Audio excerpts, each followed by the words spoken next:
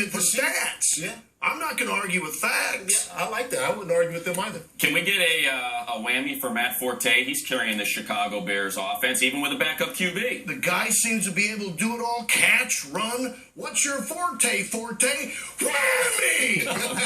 And one last one, the St. Louis Rams. Speaking of squads in Missouri, we start with Kansas City. We go to St. Louis.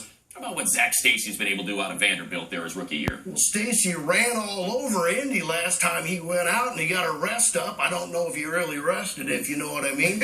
I tell you what, I like the kid's legs, but the name gives me some troubles because I dated a Stacy in college, and she broke up with me on Thanksgiving with both of our families there, and neither family has invited me back since. How did her mother look?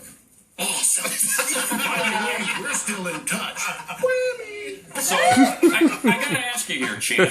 Very familiar with the local news battles down there in San Diego. As someone that I'm sure frequents Qualcomm Stadium where the Chargers play, what is a more fierce rival? Is it Raiders versus Chargers, or is it Channel 9 versus Channel 4? Well, Channel 9 versus Channel 4, I don't know if you know this, we got in more than a heated discussion. We got in a gang fight. Oh, wow. So I know the Raiders pride themselves on being tough, but you probably don't want to take on the news team.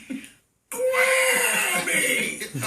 It seemed like you dug a little deep there when we were talking about the Kansas City Chiefs. Just going back in the annals, you know the local news guys kind of have to have good-looking hair. If you had to pick, do you like Steve DeBerg and those golden curly locks, or Todd Blackledge and that feathered hair he had back in the day? I'm going to go with Steve DB. Not only the curly locks, but remember in the playoffs, he had that pinky flag going. He is a warrior.